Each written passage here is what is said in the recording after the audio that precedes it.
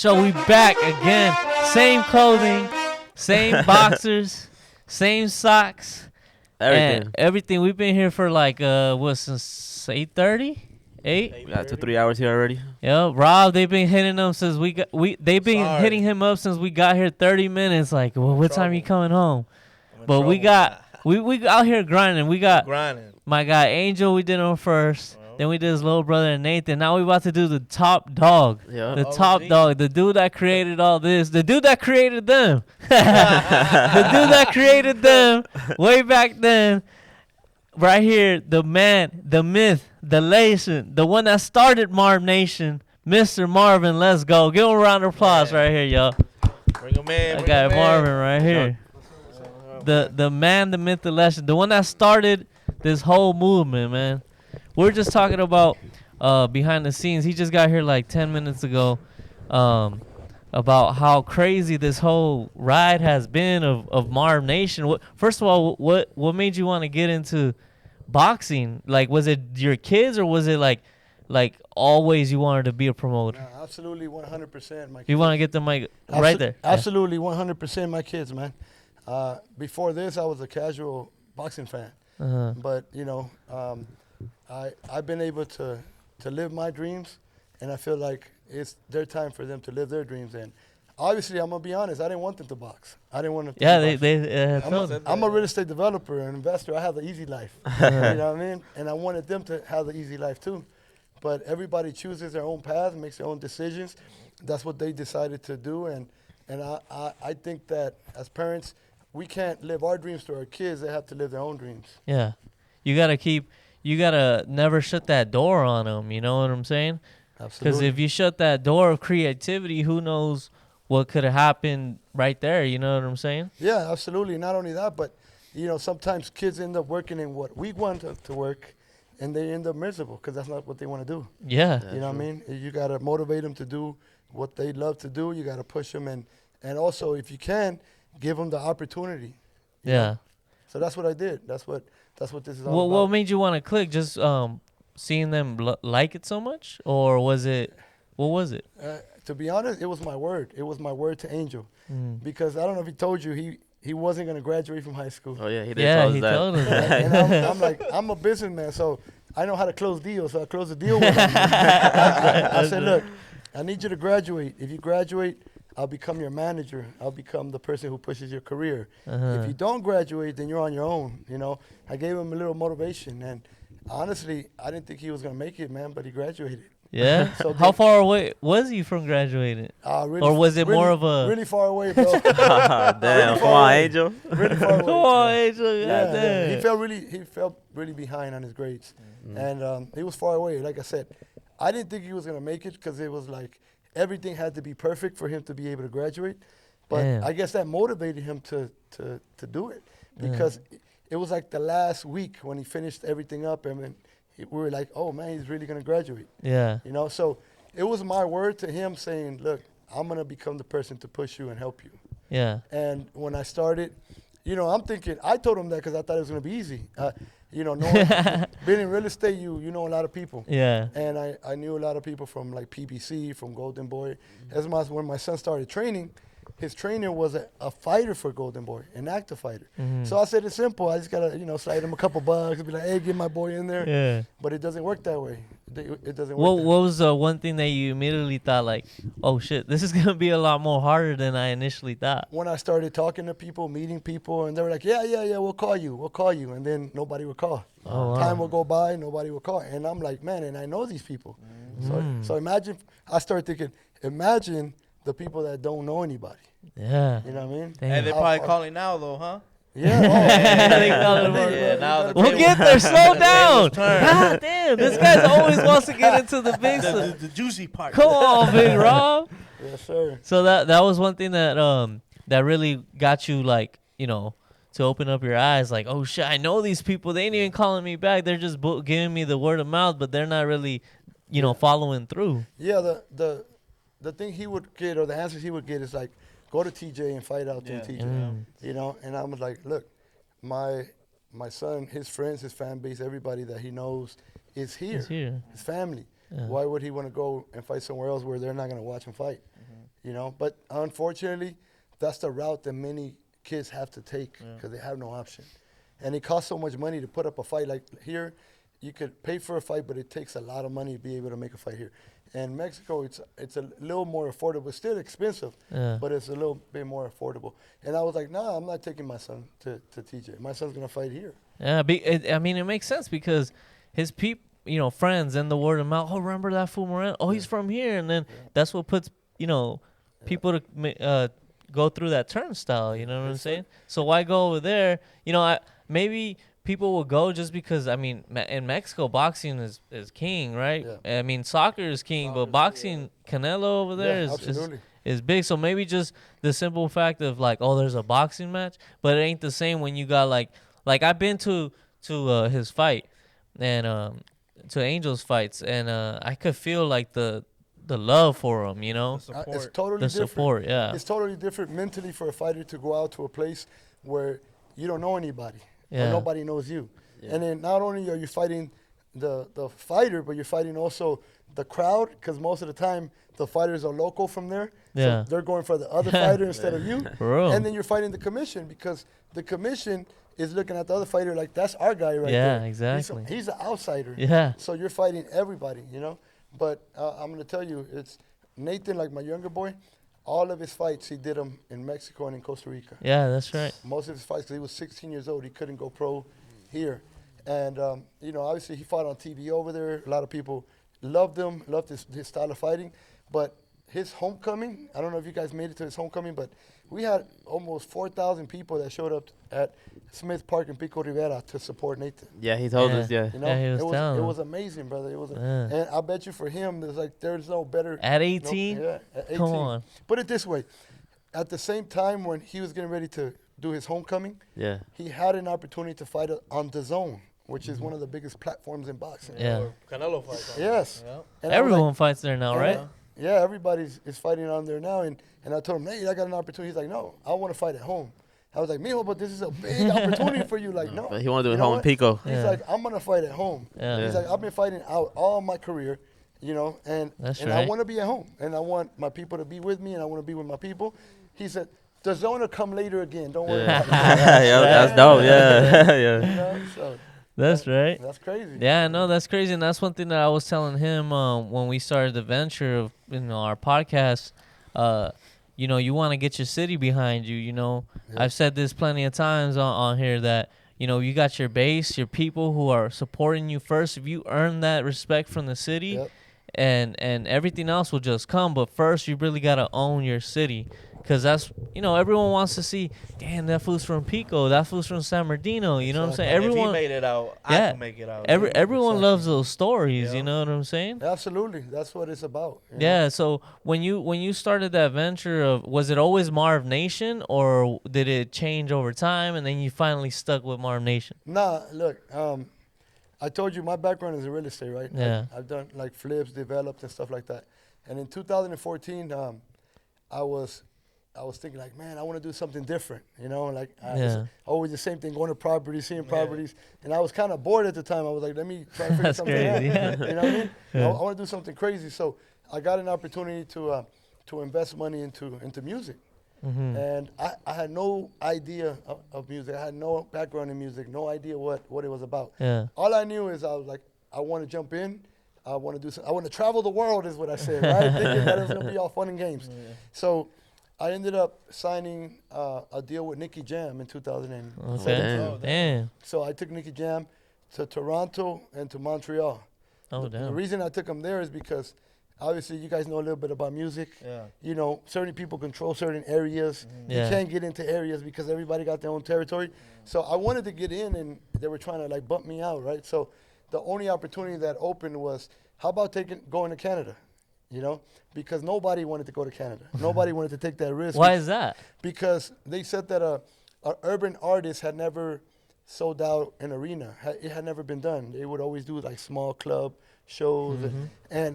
And I was going to I actually took them to the two biggest arenas in Canada. Where the Raptors play? Yeah. It used to be called the Air Canada Center when we went. Yeah. And then the Bell Center. I guess it's like a hockey arena or something. The two biggest arenas in Canada. And you know, it was a big challenge because they said, you know what, they told us you're going to fail. It's never going to happen. They're not going to fill up that place. You know, no urban artist had done it. The only Latino artist that had done something like that was Mark Anthony, but obviously because they're like crossover, they get the English, they get the Spanish. Yeah. They, you know, so the crossover artists would do that, but it had never happened with urban artists. And we were like, you know what, I ain't got nothing. With Nicky Jam 2017, Yep. You said, right? Yep. That reggaeton hadn't like hit. When did reggaeton come back? Like 2019, 2020? Probably when, I don't know. No, it was already. It was already moving. big. Yeah, right? It was already hot. I mean, I'm not. I don't know about reggaeton like that, but I know Nicky Jam. That's a big dude. It was hot, and see, that's when Nicky Jam came back because he started with Daddy Yankee in early 2000s. Yeah. He fell out. He had a struggle. He fell out, but in 2014, 15, he started coming back. I seen his show on Netflix. You should watch it. Yeah. I heard it's good. I heard his life story is like pretty bro, crazy, right? Impacting, brother. Yeah. Really impacting. And he was coming back, and in 17, he was on top. It was him. Daddy Yankee was doing good. Yeah. Don Omar was still, you know, he was still in there. But I'm gonna tell you, that's when Ozuna was barely coming up. Yeah. Oh yeah. Because I saw Anuel Ozuna. too, Yeah, I saw probably, Ozuna. I had an opportunity to do a concert with Anuel when he got out of jail. Yeah. You know what I'm saying? Bad Bunny, I met Bad Bunny when he was gonna open for Ozuna. He was supposed to open up a concert for Ozuna. And I'm going to be honest with you. I talked to a partner of mine because these opportunities were presented to me because a lot of people didn't know who they were yet. Yeah. They were looking for investors. I was like, hey, I'm a risk taker. I don't care. Yeah. I saw Bad Bunny from the beginning. He had a lot of talent. I told my boy, hey, let's sign this guy. Let's sign him. Let's put some money into him. My partner was like, nah. You know what I mean? Drop the bag. Damn, drop the bag, Big Marvin. I was in 100%. Yeah. But, you know, obviously, sometimes it's like I got the bag, but I don't have the knowledge. So I always say I don't have to be the smartest guy, but as long as I know people that have knowledge, and my boy had knowledge in music, but he missed it. He didn't see it. He didn't see what But I you saw saw it, though. Yeah, that's one thing. I have an eye for talent. Yeah. All my life, like I could see like, okay, this person, he's gonna be good. Yeah. You know, like I've helped a lot of people rise in certain industries that they didn't have an opportunity. You know, that people didn't believe in them. And this is what I'm doing in boxing. So the boxing thing, it seems like is like pretty a baby, right? Yeah. The boxing thing is a baby. Yeah. So how I ended up with this is look, my son, like I told you. Hold on though, we can't get away from the. I didn't know this dude was doing music stuff, man. That's pretty crazy. Bruh. So you were doing the with Nicky Jam, and then you sold down. What happened with that? It sold out. I got videos, bro. Yeah? I can show you a video. I remember your Angel was telling me too that you were pretty close with Aventura too, right? Romeo Santos. We did a show with him. You don't know Aventura. I know Romeo Santos. I apologize for my teammates right here, bro. These guys ain't cultural. They don't know the culture, bro. They didn't know who Queen was earlier. You know Queen. Yeah. Come on, man. That's Rob's lane. Yeah, I don't That's know. Rob's lane. Well, you know, it's because Un sometimes. corazoncito That's your lane, right, Rob? Don't ever sing, Come man. on, man. Come on, that's a great song. Well, because it's usually bachata is like a different culture. Usually it's Dominicans, Puerto Ricans. It started to get really hot in Mexico now. Yeah. You know what I'm saying? Bachata. Romeo Santos just blew up and, you know, but we got to take Romeo Santos 2018 to Canada too. So. To Canada too? Yeah, and I'm going to tell you how I got into music. So my wife, look, when I got into real estate, my only focus was grinding. From 1999 to 2014, I didn't know anything about artists. I didn't know nothing about boxers. I didn't know nothing on TV because my grind, I was focused on my grind. But in 2014, my wife's like, I want to go to this concert, this guy named Romeo. I didn't know who in the world Romeo was, right? So I was like, all right, let's go. And when we went, I'm sitting there. And I have a business mind, right? Yeah. She was over there trying to be a fan. I'm over here looking at the arena like, whoa. Man, this is world? sold What can I out. do I'm with like, this? what in the world? I was seeing money bags all over. Yeah. That's why. Ching, ching, ching, ching, ching. That's why I was like, look, I told my wife after we traveled that whole year with Romeo Santos. Wow. You know? How'd you get plugged in with that though? You were just throwing business cards? What or? happened is on that first concert I went to, I met a guy who was part of Romeo's team. I gave him my number. He gave me his number. Like, hey, man, when you're in town, hit me up. And that's how it started. So you were like in the seats, and you're not even watching the concert. You're like, Nope. man, who's these people right here? I'm And watching. then you went up there. Yeah, when it ended, some guy came down. He was shaking people's hands, I didn't know who he was. And you're like, that guy. I was like, that guy's somebody. I gave him my number. I said, bro, if you're ever in LA, hit me up. And you know what? He hit me up, but when they were in Mexico. He was like, hey, we're out here in Mexico. And he knew I was from Guadalajara. You know, my family's from there. Okay. So he was like, we're going to Guadalajara. And I was like, bro, that's my hometown. I can, we can go over there. We could go to Vicente Fernandez's ranch and go chill out, He's like, come down. So I went over there. And then, bro, I was so hyped up. They went to Cancun. I flew to Cancun. They went to Monterrey. I went to Monterrey. And then we went to Puerto Rico. And then your girl was like, I'm going too, right? Because it was, she's a fan, right? She was super excited. And I'm just like learning the business. I'm trying to figure out who's who, what's going on, who the players are. Man, that's crazy, man. And after a year, they closed out their last show in the Dominican Republic in Punta Cana. And I told my wife, 1 year from now, you're going to see me doing a concert with Romeo Santos. And she started laughing. She's like, you're crazy. But, you're crazy. That's insane. What are you talking about? 1 year later, exactly 1 year later, I didn't do a concert with Romeo Santos, but I did a concert with Nicky Jam 1 year later. Because Romeo was... Nicky, I mean, that's right up there. Come on, man. Yeah, and the only reason was because he wasn't on tour yet. So the only available artist was Nicky Jam at the time. So I did a tour with him, or that show with him, just to kind of get an idea of the business. And then the next year, or not even 6 months later, I did the show with Romeo Santos. Damn, that's crazy. Aventura too, man.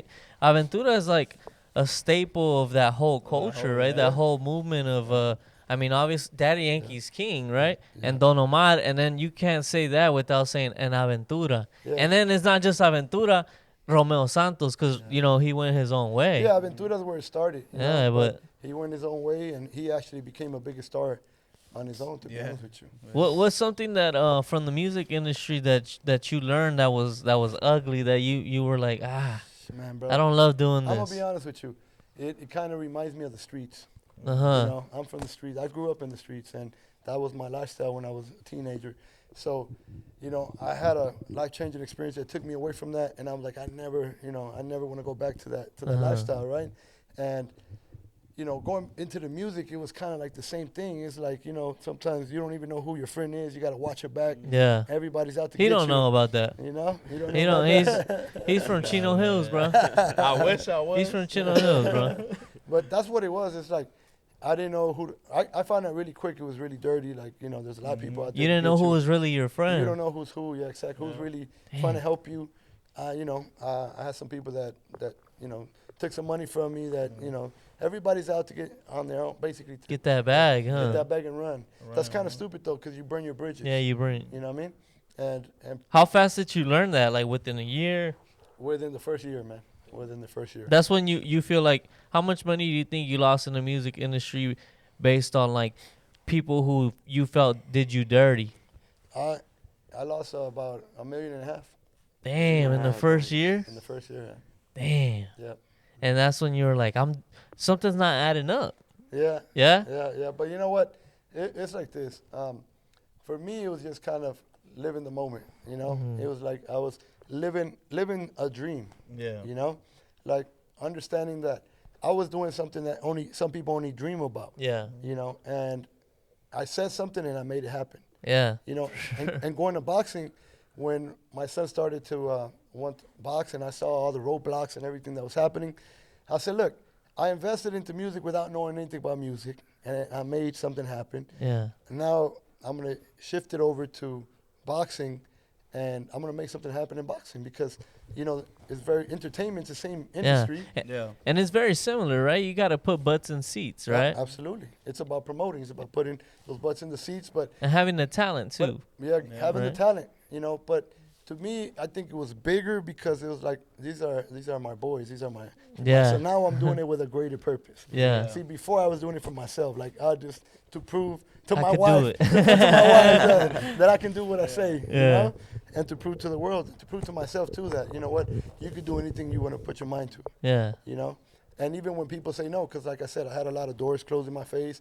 I had people tell me, no, we don't want you around. We don't want you, with boxing? You'll never, no, with music. With music. With music. Like, you'll never be able to get into this game. We control the game. Damn. And I like that type of challenge when they tell me no. Yeah. So you went from Nicky Jam, Aventura, Romeo Santos, and then your sons, that's when they were getting into boxing. Yeah, my son started. And then did you guys first go a different route, or you from the bat when they said, I want to take this serious, you were like, okay, then we're going to do this, and this is how we're going to do it? No, we went a different route because I'm going to be honest, I didn't plan on being a promoter. I just said I'm going to support him. Yeah. Whatever he needs, I'm going to be there, right? Yeah. So some promoter came into this gym. And this is where my son would train. This is it right here. Yeah, this is where it started right here. Some promoter came in, and he brought a fighter that had about 17 fights, professional fighter. And they were looking for a sparring partner for him. And my son had no professional fights. He had very small amateur fights. He had no experience. And I talked to him earlier. I said, hey, man, my son wants to go pro. You think we could put him on a card?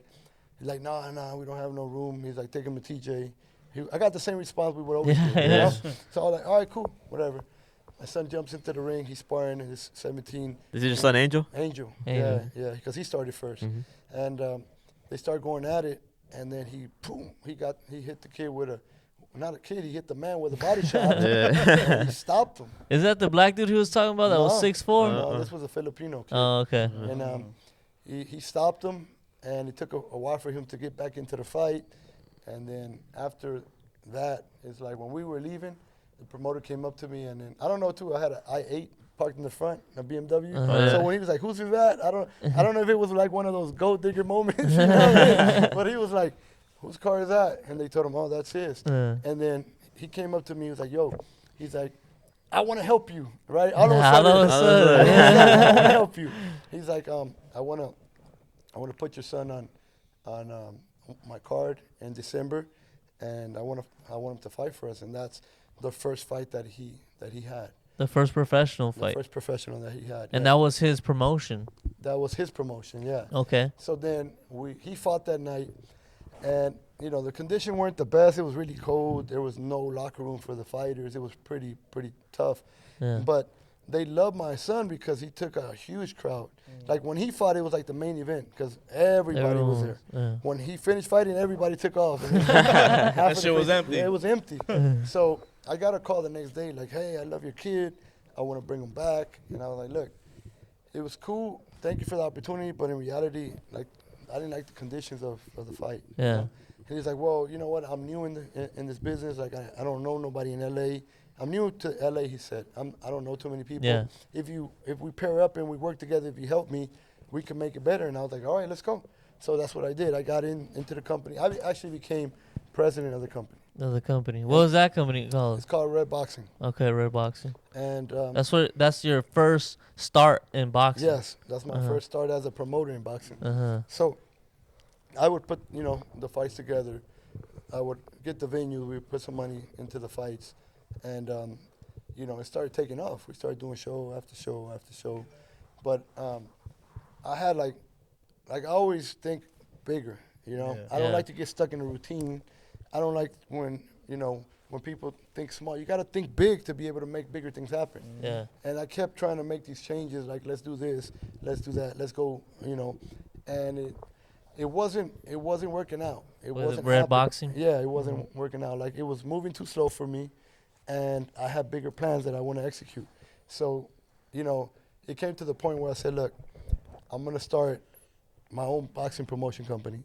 Obviously, I'm always a team player. Like, just because I want to do this doesn't mean I'm going to leave you out. We started together. We're going to ride together. Yeah. But I'm gonna, you gave me my shot. Yeah. I'm going to give you, and obviously I invited the promoter to continue rolling with us and being part of us. And we worked for a little bit, but, eventually he started doing his own thing. Yeah. But, ever since day one, when we launched Marvnation, that was the first name you went with, and it just... Well, Marvnation comes back from the music days. Oh, okay. And I'm going to tell you how it happened. So the group, Romel Santos' group, there's a guitar player. His name is Bori. That's right, I met him. Bori. He went to yes. Angels Fights. Yeah, he's a good dude. He's a good dude. So that's my boy, right? And he was thinking about going solo. He was gonna do a solo career. He's a solo artist now, and he was like, man, it's just so tough sometimes, dealing with Live Nation. He's like, forget that. I'm gonna sign with Marvnation, and everybody started laughing. You know what I mean? Oh shit! And that's how Marvnation came about. On Real Talk, Yeah. it was just like, look, you start Marvnation, I'll sign with you, bro. And everybody would laugh, and every time we would meet up, they were like, hey, what's up, Marvnation? Oh damn! And it kept coming back until one day I was like, you know what? This is it, Marvnation. Marvnation. Yeah, I got a little ring to it too, right? A good name. Yeah. I got a little ring to it. Who came up with like the colorway and everything? I did. You came up with it. I love like black and gold and stuff like that. So I came up with my kids' logo first. It was black and gold. First it was El Moreno, and then El Morenito, and then when we launched Marvnation, obviously black and gold stands out. Yeah. Damn, that's pretty crazy, man. So he would say, oh, I'm going to sign with Marvnation. And then one day you're like, oh, I got a name for it. Oh, shit, Marvnation. Yep. Exactly. Yeah. And he was telling me, too, that what really has helped Marvnation explode was the venture to link up with Costa Rica, right? How did that come about? So right after Angel's first fight, we were going to go to Dominican Republic to one of Aventura's, no, it wasn't Aventura, it was Romel Santos' last concert of the year. Yeah. I got invited to go, and I was like, hey, Angel, we're going to go out there, celebrate, we're gonna party with them. Turn up. And then right before that, one of Angel's trainers, he got called to go to a Canelo fight in New York to wrap the hands for the co-main event to the Canelo fight. It was a world title fight. And he came to me, he was like, hey, Marvin, let's go to New York. I'm going to the Canelo fight. We're going to be the co-main event. Right away, I started thinking, networking. I'm going to meet some great people there. Yeah. So I told Angel, hey, it's business before pleasure, man. He was all mad at me because I canceled. But I was like, look, we're going to go to New York. And in New York, I met a promoter that's from Costa Rica. And he was telling me, hey, man, we do fights in Costa Rica. Let's go back over there and let's do something together. And that's when I started. What were your thoughts initially on that? Initially, I was like, man, bro, that's far away. I was like, man, I've never been to Costa Rica. I don't know anybody there. But eventually, like, things start coming together. Like, his fight, he had a female fighter that was getting ready to fight for a world title. We were watching the journey. She became a world champion, and he started telling me, look, we got to start, making fights on national television in Costa Rica. Bring out Angel. We could put him on there. And that's when I started saying, okay, national television, he's going to get He started kind of having the same visions as you, right? You said that you were seeing the bigger. So when you started hearing shit like that, you're like, okay, let's keep going. You kept rolling with it. These are people I want to grind with. They got a vision. And we started going out there. We started, watching these fights on national television.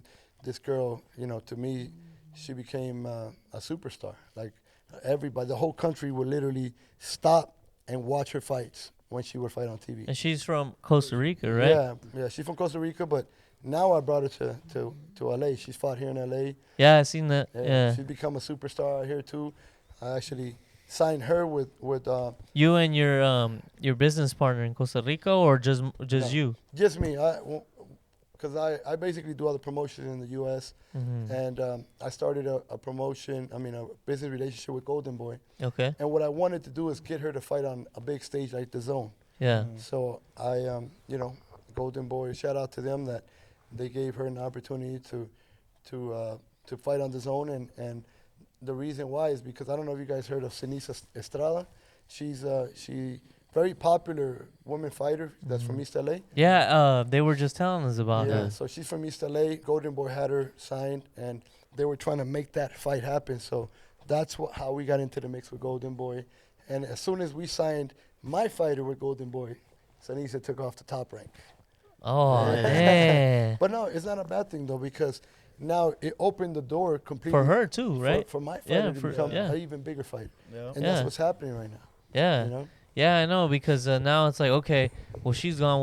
Well, the resources that we're using here, let's just put them all together. You know what I'm saying? Our focus is on her now. That's what happened. So right now, your biggest focus is her, obviously, and your 2 boys. Who else? Oh, we have a big stable of fighters now. Like, how many fighters you got? We have about 26 fighters that are fighting with Marvnation. That are signed. They're signed. Yeah. To sign in Marvnation? Yeah. Damn, to think that it started with your 2 kids, man. Yeah. That's pretty crazy right there, huh? You know, listen, the message is this. You work hard, you sacrifice, because hasn't been easy, brother. It hasn't been easy. It hasn't, yeah. But, you know. Nada es fácil, dice un compa. Nada es fácil, pero entramos al 100 con todo, you know? And that's what you have to understand. You know, most people want to be successful, but they want to do things, you know, halfway. Yeah. They want to have a halfway mentality. They want to go in there with a mentality. Let's see what happens. No, you got to go in there with a mentality. I'm going to win no matter what.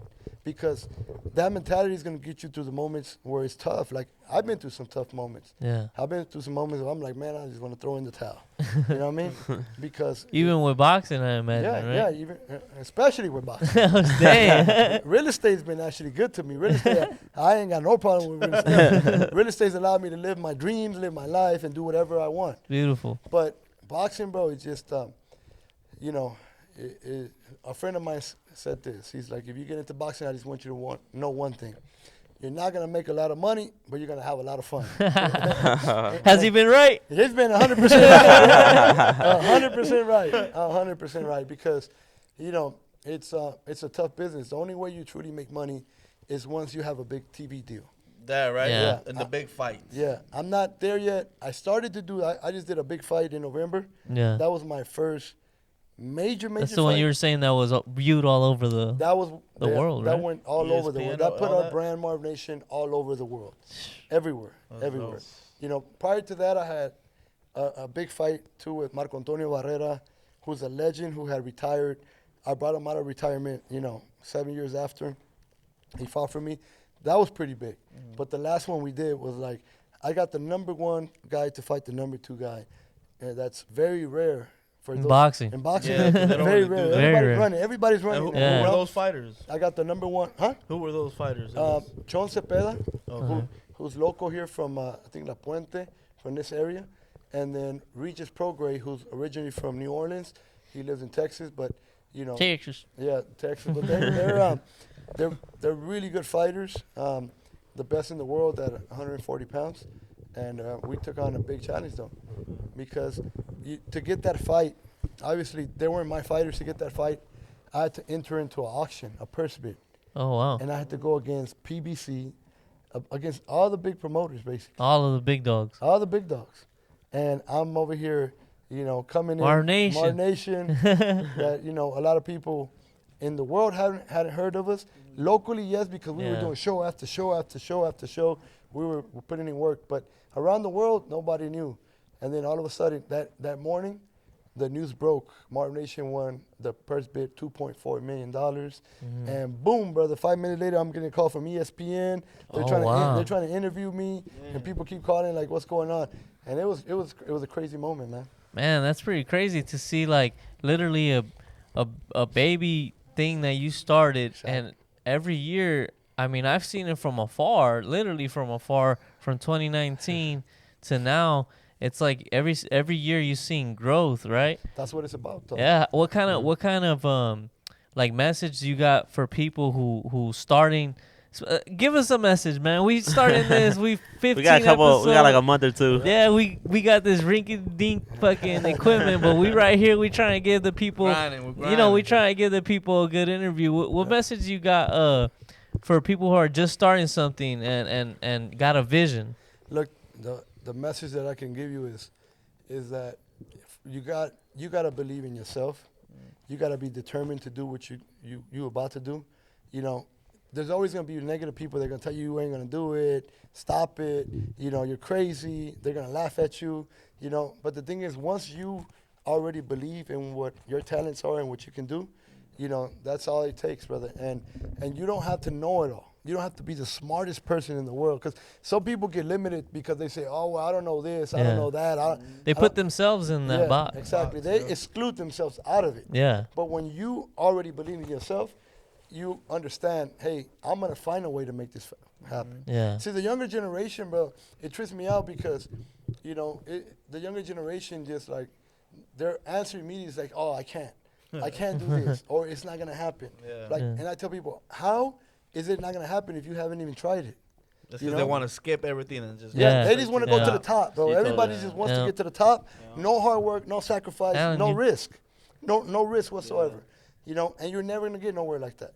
You know, but the reality is, as long as you're a risk taker, you can't be afraid. You can't want everybody that knows me knows I'm not afraid to take a challenge. Yeah. And I'm not afraid to fail because I'd rather say, hey, I tried and I didn't make it than to sit there and be like, shoulda, coulda, woulda. Yeah. You know? There's a lot of people who are scared to fail in front of other people. 95% of the Yeah, population. they're most of the time it ain't because they don't know how to do something. It's more because what are people gonna say? What are Yeah. people Critics. gonna? Yeah, the critics. So if you just, you know, obviously people love to see someone try something and then fail and then be like, you know what I'm saying?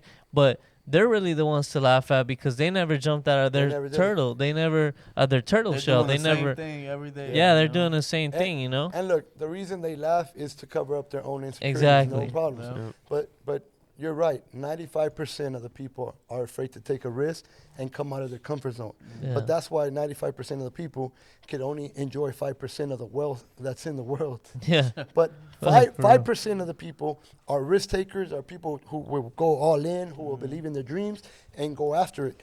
And they enjoy 95% of the wealth they have. I can't believe like, you know, how many times I hear people, entrepreneurs like yourself or just people who made it in different places, like for example J.K. Rowling on you know, Harry Potter, who said that she did all these books before finally at like 30 years old she did Harry Potter and that hit, you know, that came up. You know, how many people have failed and then you know 1,000 times, 100 times, and then they just need that one moment. You know what I'm saying? That's why I gave you the key earlier. I said you gotta believe in yourself, and you gotta be convinced 100%. Because see, when you're convinced 100%, there's no going back. Yeah. When you're like, I know this is gonna work. You're gonna run into situations, and you're not gonna give up. But when you're not convinced, the first setback, you're like, oh, I knew it wasn't gonna work, man. You know, Yeah. and you give up. Yeah. And that's the difference. That's the key, to be convinced 100% in what you're gonna do. When you took this venture with your kids, what was one thing that you really wanted to instill in them with boxing and Marvnation and everything? What was one thing that you're like, man, if nothing comes out of this, I really want to show them this? I want to show them that, you know, nothing is impossible. That if you set your mind to something, you can make a difference. And it's always worth it to fight for what you want. Always worth it to fight for your dreams. Yeah. You know, and that you don't have to be the most knowledgeable person. Brother, when I got into this, I didn't even know what weight classes were. People would say weight class, featherweight. I don't know. Super featherweight. I don't know. But I learned within a few weeks because I knew I had to learn. Yeah. I pushed myself to learn. Yeah. But I just want to give an example. Like, look, here's a perfect example. I know nothing about this, and I'm going to give it my all, and you're going to see where we could come. You know, if I retire today from Marvnation, bro, in 2 years, I think we've accomplished that most people have in all their lifetime trying to do this. Yeah. You know, I know professional boxers that box all their life they were in this, and they haven't been able to take off with a promotion company. With a promotion. And they got the name. They have a name, but see, Yeah. the thing is, it's not always about the name. It's about you got to have a business plan. You got to know. Yeah, that's what I'm saying, that they had the name, which is already like a step ahead of obviously what you had.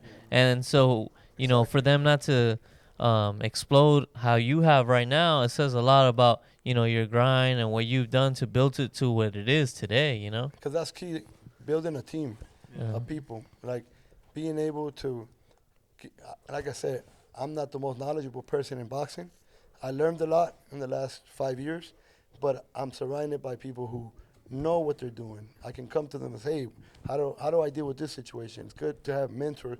It's good to put your ego aside and be Yeah. you don't have to know it all. Yeah. You know, you just got to be able to build the right team. Yeah. And also, like we said earlier, I'm good at finding talent. Sometimes I pull people in that don't know they have the talent to do something, and then we start to develop in it. Later on, they're like, wow, I didn't even know I could do this. Yeah. You know, you give people an opportunity too that are hungry, that have a drive, and they'll make it happen. Yeah, and then they just need someone like you to, remind them, hey, you could do this. This is how we're gonna do it. You know Give what I'm them saying? that extra push. Yeah, sometimes some people, depending on their background, they don't got The support. the support. They never had the support. So when someone comes and supports them and they gives them a plan, that's when they're like, okay, all I gotta do is focus on this. Boom, let's go, let's do it. You know what I'm saying? Absolutely. So now that you had your big fight, and you feel like a lot of eyes are on your promotion. What's the what's the next biggest thing that you want to do with Marvnation? Well, right now, I'm building an app that I'm about to finish in about 2 weeks. That's gonna be the next biggest app in boxing. Okay, how so? Let us in. Let us in. Well, look, right now the biggest company in boxing is the Zone, the biggest platform. But see, they're from the UK, Yeah. and they're doing an amazing job. But they came into the U.S. and the reality is they're not from this market. Yeah. Their market is the Europe. Yeah, it's European market, and they've been able to be successful here. So my idea is like, we're from here. We know the culture. Yeah. We know the people. We know what it is. They really don't understand a lot about us Latinos. Yeah. You know Yeah, what I'm saying? Latinos, We're yeah. just a big money bag in reality to most of them. Yeah. But I understand the people. I understand our raza. I understand our people. And the reason I say the next biggest thing is because I'm a networker. See, a lot of these people don't know how to network. You go to them, and they will close the doors in your face. Yeah. Why? Because if they don't need you, they won't open the door to you. Yeah. Only if you have a bag for them, they'll let you in. I'm a networker. I've been building a network in Mexico, in Costa Rica, in Argentina, all around the world. I've been connecting with people. Hey, you're a promoter here. Here's my number. Let's stay in touch. We're gonna do business. You're a promoter here. Here's my number. What happens now? This year, we have, with the power of networking, we have 52 shows coming up in Mexico, and the US. Marvnation. Damn. We're gonna be. You guys heard of Imagen TV, Imagen Televisión in Mexico. Yeah. It's a national television station. Yeah. So, like, we just had our first fight last weekend in La Paz, and it's gonna. La Paz. Shout out to my tío. He lives in La Paz. Yes. Baja California, right? Yes, La Paz, Baja California. Like next week, it's gonna be Tepic Nayarit. Shout out to my family. That's where my family's from. The Tepic Nayarit. The week after that is gonna be in Guadalajara. Oh, that's right. Shout out We Guadalajara. come back to LA, and then it's gonna be in Cancun. So we were able to do this because the power of networking. You know what I mean? Us coming together. So this year I have 52 shows. That's 52 fights. That's 52 events, content for an application to draw thousands of people to come watch the fights. A lot of these big apps, streaming companies, they don't have content. They have a fight 1 month, then a fight another month, then a fight another month. That's true. And it's like people sitting around waiting for the next. I see what you mean. So I'm bringing something. Every week you can tune in. Oh, there's a fight. Tune in. There's a fight. And like, for example, the fights in Mexico, I may take Morenito to go fight out there. Yeah. But guess what? People here in the U.S. are going to want to see. watch. Yeah. So they're going to plug into our Marvnation app. Yeah. You know what I'm saying? Then I'm going to take Moreno, and then I'm going to take Yocasta. I'm going to take all my fighters, all the stable fighters. They're going to be fighting all over the world.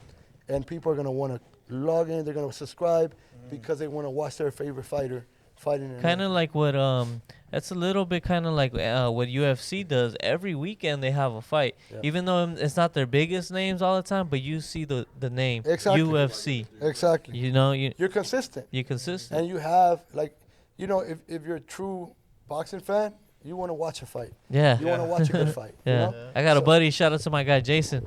That guy will watch 3 bums fight MMA, man. If they're on UFC, he'll watch it. But yeah, that's what you're saying. If you're a real MMA, UFC, boxing fan, you'll watch regardless. You'll watch it, and boxing is just gonna be the beginning. Obviously, we're gonna add more to it. Right now, that's our focus. But I'm also getting a lot of calls from, celebrity boxers, people that have like I have a kid right now, got 1.7 million followers. He wants to box. So thanks to our last fight that we did, it was a big risk, and it took a lot out of us. But you'll never go nowhere if you don't take a big risk. Yeah. No, That true. has opened up a lot of doors, and I have a lot of big names in boxing right now. Like people that if I would mention to you right now, you would know immediately who they are. You know, I won't mention it for respect because we got to finalize everything and make everything happen. But those people are calling me like, hey, I want to team up with Marvnation. We want to, and I'm talking about big names in the industry. Beautiful. You know, and that's what happens when you take a risk and you can prove yourself. Yeah. Because in the beginning, when I won the press bid, I told you I got a call right from ESPN. But right after that, I went on social media, and it was like, who's Marvnation? Oh, these guys must be cartel members. And, all the negative, all all the bad start coming, you know? And they were like, oh, you know, they start comparing us to other companies that came out and failed and, you know, just cheated people. And they were already talking bad about us without giving us the opportunity. Yeah. And I said, it's cool. I told my team, listen, we're not going to respond. We're not going to say nothing. We're going to show them that we're not them. Yeah. And we're Marvnation. And that's what happened. That's that's what happened. We delivered an amazing show. We proved that we can do what we say, that that we're not fake, that, you know, we're Not cartel. No. None of Chapo's not funding it. None of that. Change, like your point of view on you guys? What was that? How fast did they change like their point of view on you guys? Well, it started happening when, because I stood quiet for like 12 days. I didn't say anything to the media. I gave no interviews. I was like, all After right. they announced that. After they announced it, I was going to give interviews right away when they were calling me. And when I started seeing all the stuff on social media, I shut it down. I said, nope, I'm not giving no interviews. I said, I'm not going to talk because it doesn't matter what I say. People already have an idea of who we are, right? Yeah. So what I did is I started building my team, like top lawyers in the industry, top, you know, guy in pay-per-views, top guys here. So once I had my team built, we sent a press release and we announced this is the Marvnation team. And people were like, whoa, like these people are. They got some big guys behind them. Yeah, like we got Mike Taffet, who is the OG guy from HBO that did all the Mike Tyson fights, all the Julio Cesar Chavez, all the big fights that happened before with Showtime and pay-per-view. Yeah. That's the guy we hired to do our pay-per-view. So when we started announcing names, they were like, whoa, these guys are the real deal. You know what I mean? Yeah, they coming with some backup. Yeah, it started changing. But it wasn't instantly, like when you announced it? What was that? That like hit like everywhere instantly when you guys announced it? Yeah, it hit instantly. It's like we said a press release. It goes to all the press, so everybody starts writing about it. Oh, you wow. know? Yeah, and then finally when we did conclude the fight, then people were like, okay, Marvnation is the real deal. Damn, how did that feel? To get the, you know, respect. at the end of the day, you know, these are the people where you want to be. You know, obviously, I feel you want to be like top rank. That's probably one of the highest ones up there, promotions, right? Yeah. In a sense, as far as name. But once you started getting that okay from those people, how did that make you feel? You were like, was it more like finally, or was it more like it's just the beginning? It's just the beginning. Yeah. Because since day one, since the first show that we had under Marvnation, I said we're going to do the biggest fights. We're going to do the fights that people want to see. Yeah. And we're going to do the fights that are going to go around the world. That was my first statement when we started Marvnation, our press conference. And that day was like, okay, we took our first step into that direction. Yeah. You know what I'm saying? We were able to make something happen that we said was going to happen. Now we have credibility. And that's why I got people calling me now, because we have credibility in the industry. Yeah, exactly. You got some skin in the game, you Yeah. know? And now you could kind of, you know, maneuver your chess pieces accordingly. Yeah, You know and that's why, for example, we just signed, you know, the Vargas brothers, Fernando Vargas Jr., Emiliano Vargas, you know, the sons of the legend Fernando Vargas Sr. And obviously all of this, you know, happened because we were able to prove ourselves. Yeah. Like, okay, look, these guys were the most active promotion company, even in the pandemic. I think that's what made the difference for us. In the pandemic, everybody shut down. Nobody was doing shows. Yeah. You know? But You were doing on YouTube. I was doing shows Yeah. in other countries. I know. Like, I'm not going to let nobody stop me. We can't do a fight in LA. We'll go to Costa Rica. Yeah. We went to Puerto Vallarta, or, you know, Nuevo Vallarta. We did a fight in a hotel. I got an aunt right there. No, Vallarta, Jalisco. Yeah. So we were just finding a way. I never take no for an answer. Can we do this? No. Oh, yeah? Okay. Oh, we'll go to the next one. Yeah, we'll figure it. I'm not the type of person to give up or say, oh, we can't do it. Like Dana White. He Yeah, went to fucking Saudi Arabia. Dana White, he was like, well, I got to feed people. I got to do something. So we're going to figure it out. You know what I'm saying? I always tell people I'm Mexican. Yeah. That's an old saying right there. And Yeah. the thing is it's true. You know, they were like, oh, there's no fights. Well, we're going to have to make something happen. I would figure out a way. We found a hotel in Nueva Vallarta that would allow us to do boxing. Yeah. We weren't allowed to sell tickets, but if we took people out there and sold it out, people could watch in the pool, people could stand around and watch, and that's what we did. And we went to Costa Rica. I mean, we did what we have to be active. Yeah. And that's what started bringing a lot of attention to Marvnation. Like, whoa, everybody shut down, but Marvnation is still grinding. What's crazy, like, you know, I feel maybe for a lot of people, but I keep, you know, if it was Angel or Nathan, now you guys keep bringing up 2020, you know? Like, I feel like even for you, it was a big, it was a big year, you know? Because Angels brought it up, Nathan, now you. Because 2020 was a year for a lot of people. You make it or you're broken. You're broken. Either you're going to make it or you're going to be broken. Yeah. A lot of people went downhill because they had the mentality, oh, pandemic. Felt sorry for themselves. It's over. Yeah, it's over. We can't do anything. We're locked down. Yeah. And then other people took advantage and said, hey, this is my opportunity right now. Yeah, that is Everybody's sleeping right now. Yeah. That's what Dana White, I mean, man, I keep bringing him up. You know, what you're saying always reminds me of him because he said the same thing. He was like, man, 2020, I had the UFC had his biggest rise in name. You know what I'm saying? And then I think that's even the year that they signed with ESPN and everything like that. Yep, you know what I'm saying? Exactly. And for UFC to, you know, have the respect from ESPN. I mean, ESPN is the worldwide leader in sports. If ESPN is having any type of, you know, your name on there is sports related, you kind of did something pretty big. So for UFC to get the okay from them, you know, it's pretty crazy. But see, there's always like two ways of seeing things in a situation, in a difficult moment, you know? Like I always tell the story about, you know, two companies that were selling shoes, right? And they sent their people out to Africa to go and try to sell the shoes, their brand into Africa. The first salesman shows up and he sees that nobody's wearing shoes and he calls the company. He's like, yo, take me back because nobody wears shoes here. I'm not selling nothing to nobody. Take me back. The second guy lands there and he's like, yo, send me all the shoes you have because nobody has shoes here. I'm going to sell them all out. Yeah. So it's all in the mentality of how you see a situation, a problem. I saw it in my favor. I said, nobody's doing boxing.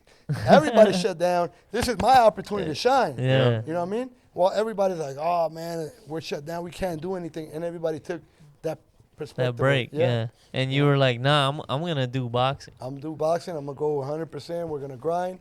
And we're going to make some great things happen. And that was one of our best years. Your most growth year, huh? That just took us into to brought you where you are right now, exactly. Right? And like you said, you feel like you finally barely got skin in the game. So Marvnation's just starting, right? Where it's going. Yeah, we're just starting. I wanted to ask you some questions about you know, what do you want to do with number one? Let's start with Angel's career. What do you want to develop him to be at the end of 2023? And what do you see him doing? What is Marvnation gonna help Angel do? Right here in front of him. Let's go. Right now, what my main goal for Angel this year is to get him focused 100%. You know, obviously he had a setback. He had an injury. He's been out for a minute. You know, so it's get him back into the ring to get him, you know, a tune-up fight or two to get him back into condition, back into position. Yeah, and then it's in reality. I tell all my fighters this: it's as far as you want to go. You know, as fast as you want to move. It's your work, not mine. For you to get in the ring, you have to be ready. Yeah. You have to be 100. You know, and I'm laying down the foundation and the opportunity for him to go as far as he wants to go in 2023. It don't matter if it's your son or the next kid up. You're giving them the same. I'm giving all the kids the same opportunity. You know, it's like, you know, if a kid tells me I'm ready every month to fight, because fighting is not easy, bro. It takes a toll on your body. It's a lot of sacrifice. You know, it's a lot of dedication. But, you know, it's up. You set the limit. Yeah. You know, some people fight 2 times a year. I mean, you know, Nathan was fighting 5 times a year. You know. But he was actually saying that he wants 2023. He wants to get 5, 6. Yeah, that's it. And as long as he stays focused and in the gym, we have the opportunity to do that. Yeah. We're having a fight every weekend now. Before it was every month. Last year, we thought we were doing crazy things because we were doing one every month, and not a lot of promoters do fights every month. Yeah. Usually every 2 months, every 3 months. We were doing them sometimes 2 or 3 times a month, you know? And we thought we were crazy. Now, doing things 4 times a month, every weekend, is going to give opportunity to so many different fighters. To everyone. So, Angel, you say you just want to see get him back focused and give him 1 or 2 tuna fights, and then get back on the path. Get back on the track. What about Nathan back there? What do you see for him? Nathan, right now he's got a little rhythm going. I want to keep him on that rhythm. Obviously, we've been taking his career, having him learn and taking him to the learning process. Every fight has been tougher and tougher for him. Yeah. So, we're going to continue to get him, tougher and tougher fights, to see his growth, to see him learn. And there's already a few championship titles that are lining up for him already. So, that's the thing that, he may be fighting for a youth world title. He may be fighting for a couple of belts that have been presented to him, and we'll see if that opportunity, comes up really quick. Yeah, I mean, it came pretty quick to have your son win a world title, How was that? Well, I mean, it's your promotion. Yeah, it's a regional title, but it's a title that will help you get ranked. Yeah. And that basically puts you in the top fighters in the world, Mm-hmm. And it's crazy because he's only 18 years old. Yeah. So he's 10 fights in. No. Yeah, 10 fights in. Yeah. And he's already basically ranked in the top 20, with the WBC in the world. If he fights for a youth world title, he wins, he'll rank him in the top 15 in the world. And that's hard, man. That's hard. That's hard, but it's a lot of fucking good fighters out there, man. It's a lot of good fighters, yeah. But, hard work, sacrifice, man. He's always in the gym. He's always focused. He doesn't play, and right now he's seeing the reward of his hard work. What's your advice to them? With the fame, the money and all that, that's gonna come. Yeah, absolutely. I mean, they know. I always talk to them and tell them, look, you always got to remain humble, no matter what, because you could be on the top today and tomorrow you'll be back at the bottom. You never know, and you got to always remain humble. You can't allow, fame and money to destroy your life, because it does it to a lot of people. Yeah. Eventually, you think that, the first problem is when you're on top of the world, you stop listening to people. Mm-hmm. You think you know it all. Mm-hmm. And that's the biggest mistake anybody can make. That's your downfall. When you stop listening to people, and you think you know it all, you're going to find out really quick you don't know anything. So my biggest advice is, always keep your head level. Don't get big-headed. Don't believe that that you know it all, and always get back. Mm-hmm. When you have it, you remember where you started. Don't ever forget where you came from. I always see you guys get back to your community. Always, man, because like I said, I started my life with nothing, and I've been blessed in life, and I think that it's only right that we bless other people and we're able to give back. Yeah. Yep. I agree most definitely with that, because sometimes some people, they forget where they came from, and a lot of the people that was with them, when they was real, nothing. Yeah. They feel like, man, forget about them. They forget their roots, and you absolutely. can't forget that. 100%, you can never forget that. But another thing that's very important too is that you got to realize that not everybody who's around you is your friend. Yeah. Because sometimes if you don't understand that, those people will take you down.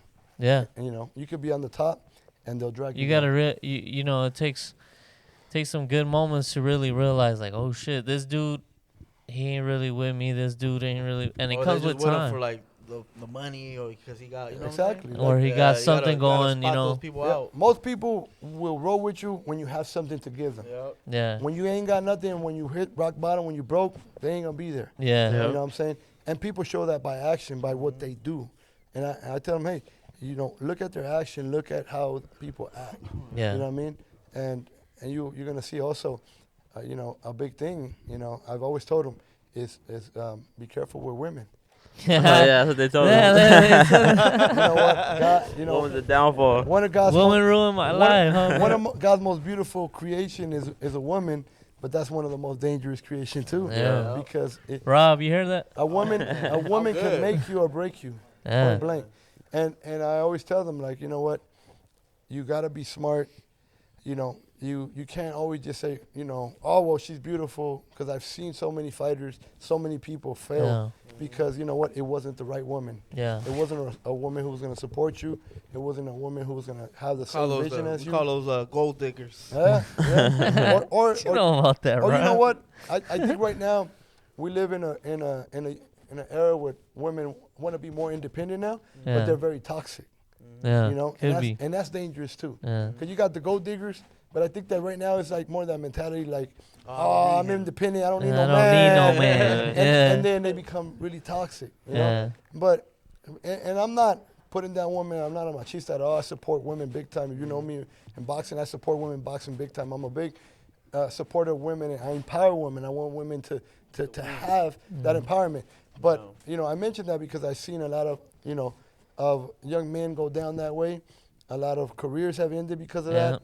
But at the same time, you know, I tell the ladies the same thing, because there's female boxers out there too. And be like, hey, be careful who you dating, because there's some toxic men too. You know what I'm saying? You know, we were just talking to Pony Eleccion, and he gave us the same, you know, he said the same thing, where he's like, you know, if you're going to do music, be careful with the women. Yeah. Because the women, you know, if you don't choose the right one, you know, it could be toxic. It could be something, you know. So every profession, you just got to find the right one that's going to support you. She can't be like, yo, baby, don't fight anymore. Nah. The problem is that sometimes, you know, we get hyped up, you know. We run into the Kim Kardashian lookalike. We run into those on that looks. Those little supermodels from Sinaloa. Yeah. Rob, Chris's favorite. And then we lose our sense of thinking. Yeah. Sure we don't think with our top head. Exactly. You know, you stop thinking rationally. This guy started laughing. You know, did he tell you the story what happened with him? Nah. He started going out with this girl, right? Come on, Nate. So Nate started, but look, I'm saying this because I want you to understand, when you're focused, you know what I'm saying, you have a determination, how you listen to advice. He was going out with this girl, and right away, like, you know, I picked up some signs. I was like, this girl is toxic. You know what I mean? Really toxic. And I told him, listen, I'm sure, did you share your story, Andrew, or no? Yeah, he said they hit a lot of women. Okay, so I had the experience with him, right? And I told him before it happened, like, hey, you don't need to do that right now. You know, it's going to affect you. And obviously, he told you, he shared his story with you, right?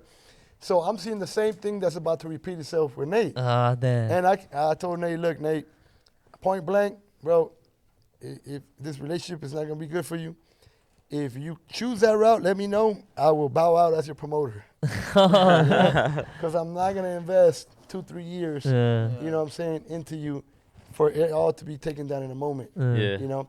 But see, it tells you the drive and determination he had. Yeah. And he said, jumped on the phone, be like, hey, I got to focus on my career. I can't be dating right now. That's right, Nate. And That's right, Nate. He made a great decision. Yeah, he did. You know? And that's what it takes to be able to be successful. Because it'll come. Yeah. Man, all that will come. Plenty of women. The ladies are gonna line up. They're gonna be like a lineup right there. Like, which one you want, 2, 3? You're gonna be like, I want all of them. And you'll get the pick. Come on, Rob. You get the well, you can't have all of them. That's where his mind goes. Come on, big Rob. God damn. Hey, brother, what I say is you can't handle one, which makes you think you can handle 5. Yeah. Rob can't handle one. You know what I'm saying? I'm gonna just not talk about that. But that's very true. You know, man, you just gotta, you know, it takes a really mature person to like to make that phone call. You know what I'm saying? And it is what it is. You know, sometimes you know, going through that toxic quote unquote relationship, you might come out of that a better man or a better woman. You know, you just never know. You know. Yeah, but the thing is, in this sport, you can't risk your life like that. Every time you walk into the ring, you're risking your life. So doing it outside the ring. And I've seen it like just recently. I know like there was a rising star right now. He got knocked out, you know, and right away I kind of saw it coming because you saw at one point the determination, and then all of a sudden he starts dating and you don't see that same hunger. Who's this? I'm not gonna mention no name. Come on, he's not gonna say no name. I'm not gonna put that person. I'm gonna respect that person, you know. But just I'm telling you as an example. What like you see. But I'm gonna tell you, it's not just one. It happens constant. You know, because it's like you have a drive. You're like in love with boxing, and then you fall in love with a woman. But then, you can't share that. Look, this I'm gonna tell you. This name I'm gonna tell you because it was news. Gervonta Davis. Okay, one of his biggest fights of his career coming up and I say biggest because this fight was supposed to be a tuna fight leading up to the Ryan Garcia fight. Yeah. If he loses this fight, that Ryan Garcia fight is not as hype. Yeah. It's not going to be as good, right? So what happens? A week before, you know, he gets accused of, you know, of beating his wife. Yeah, you know, it goes all over the news. Yeah. And if you saw his Twitter, like, I don't even want to fight no more. Yeah. You feel me? Now, you know, obviously later on it cleared up that he never hit her, that, you know, a toxic relationship. The wife said herself, But still, like, having all that drama.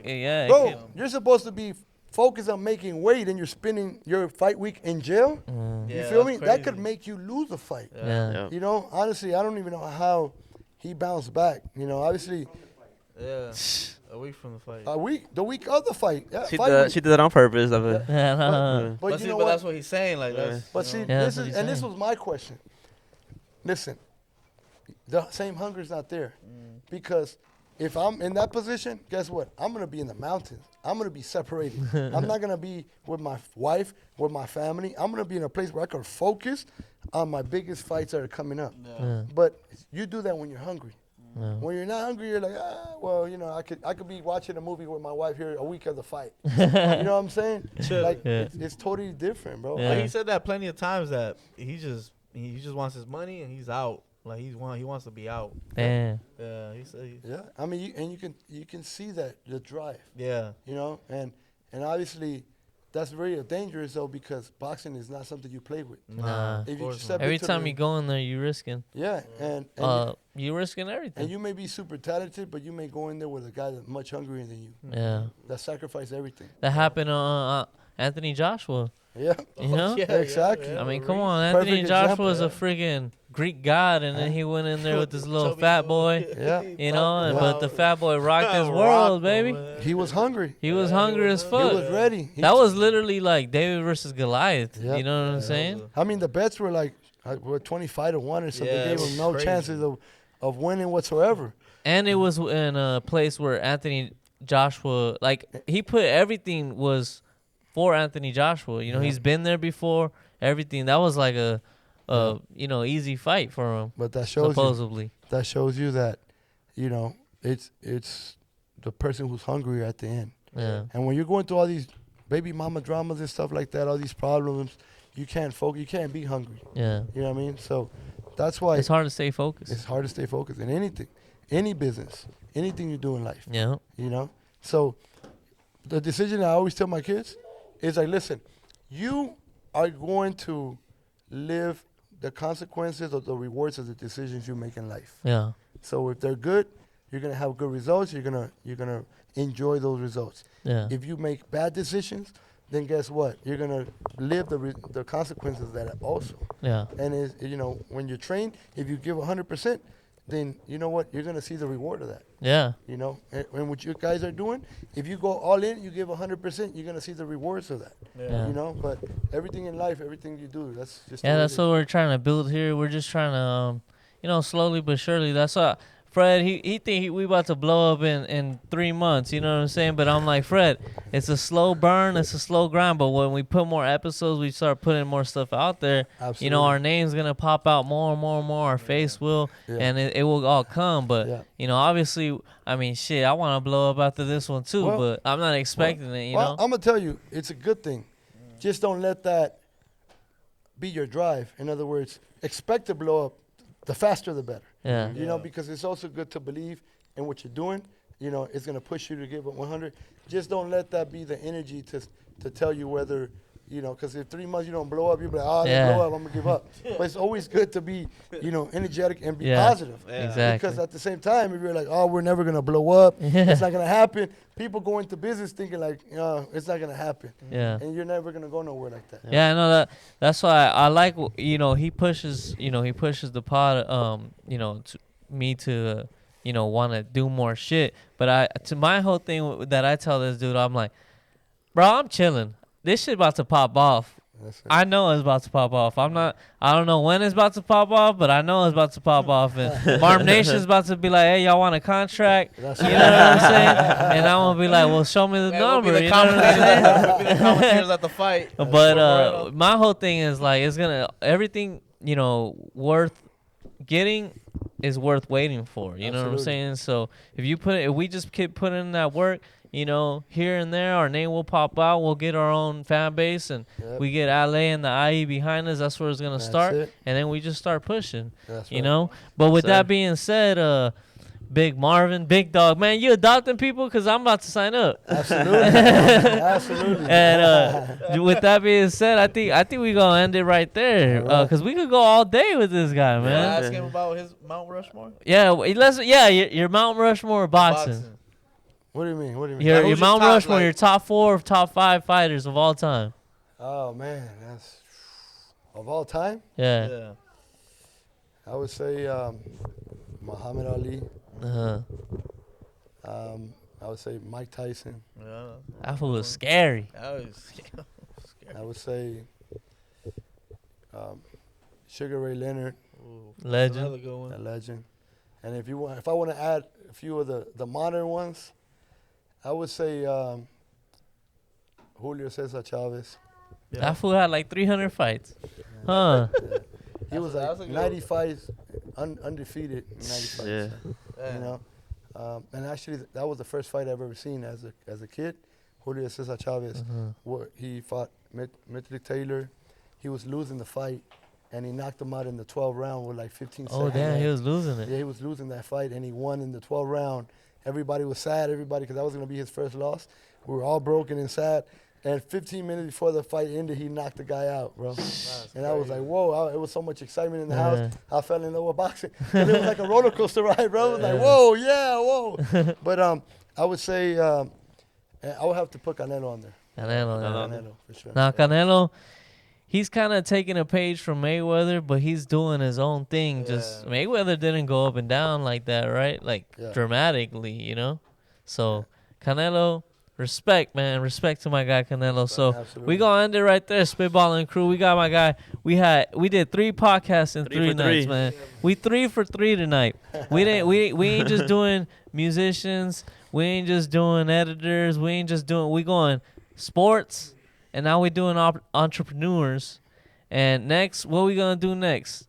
YouTubers, TikTokers, fucking. See what we got next. See what we got next in this episode. We're gonna go anywhere and anyone that want to talk to us, and we just want to thank Marvnation. We just don't leave me hanging, Marvin. We want to thank my guy Angel, my guy Nathan for opening up the doors right here. Anything you want to say to the people as far as where they could follow you, where they could see the fights, where everywhere? Give your ads. Yeah, first of all, thank you guys for coming out here, driving out here. Spending the time. You guys been here all day. It's been like 4 or 5 hours. Yeah. You know, thank you for coming out here. And everybody can follow us on Instagram at Marvnation_, or they could go to our website, www.marvnation.com. That's our website. You can buy tickets to our next fight. You can see where the next fight will be. All our social media is on the page, you know, and also in the next few weeks, you're going to be able to download on Apple or Google Play or Marvnation TV app and watch all of the stuff that we got going on. Definitely That's down. right. I'll definitely download that. Marvnation, LA, Yeah, stand up. We gonna tune in. Let's go. It's over.